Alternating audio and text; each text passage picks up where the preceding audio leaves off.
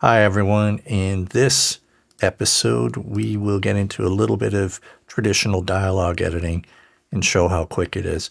In this case I have two clips that have different problems to them, so I'm going to go clip by clip and send back as create individual files so they end up as two different things. Now, my level check came up when I opened SL13, and the reason is in my preferences and under the interface I have it set so one of my layouts, which we talked about making in an earlier video, is recalled at launch. Super handy. Never pop your peas. So we have some plosives here in this one, and in the other tab this is a very wet sounding voiceover. Let's start with voice declick. Right now, I want to just look at these things a little bit better and see what I get with just the settings I already have. This is a very wet sounding voiceover.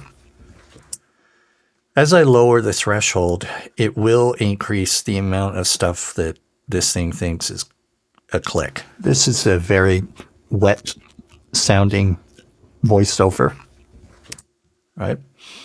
As I raise it, it will only go after the louder ones. This is a very wet sounding voiceover.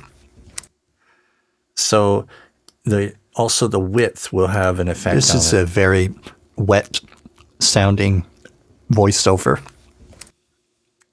So if I go wider, I expect maybe that last one maybe would be reduced more. This is a very wet sounding voiceover. Yeah, it's pretty much gone. So while you're working away, this is an easy thing to kind of set. Usually I find that a person is pretty sort of consistent with their clicks. I made a variety here just to show you how easy it is to work the tool. And the fun thing is you don't have to do 100% reduction. A wet sounding voiceover. You can have a little bit of fun with this. So one of the things we might want to do is unmix noisy speech. Listen to what's on this noise layer. Very wet sounding voiceover. So there are a lot of clicks there that we might even be able to just use the declick module for.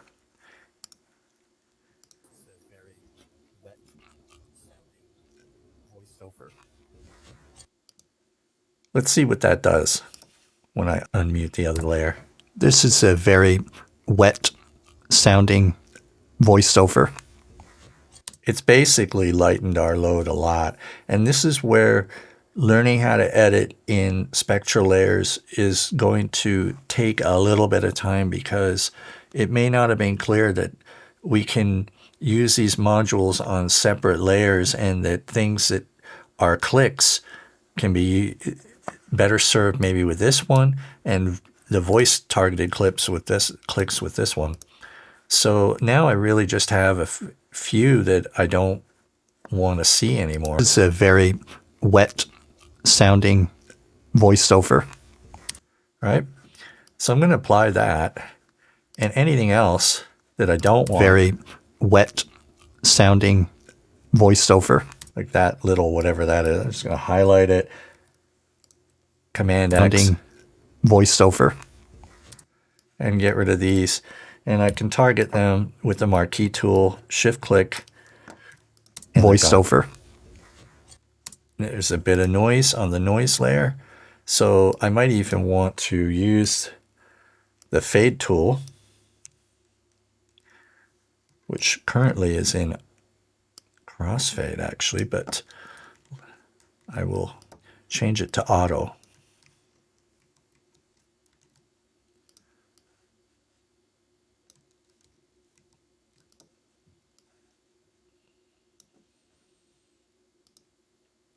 Voiceover. That's very nice.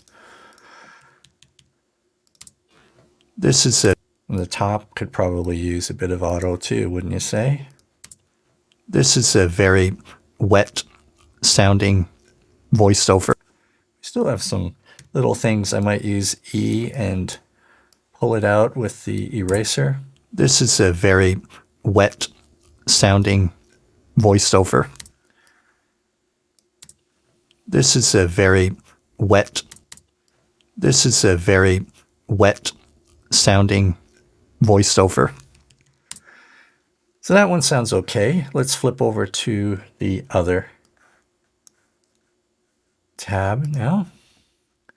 And this one, for the sake of time, we won't worry too much about this noise, although I can highlight it and delete it. Never pop your P. Now I do have a pop down there. Kind of hard to hear on headphones, but we can see it down there. So deplosive.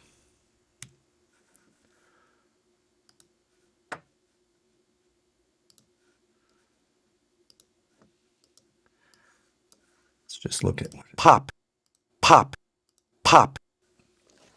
So this again is FFT dependent. So depending on how tightly you have it visualized here, pop, pop, you may be hitting other things that you don't want to. So the threshold will also help too. Pop, pop, pop, pop, pop, pop. Yeah. Pop. Let's look at this. Pop. Yeah, that'll probably be fine. Just target it and get rid of it. You can blanket a whole recording or a selection. Or P's. Or P. Yeah. It works really well. It's probably the best of these tools I've used.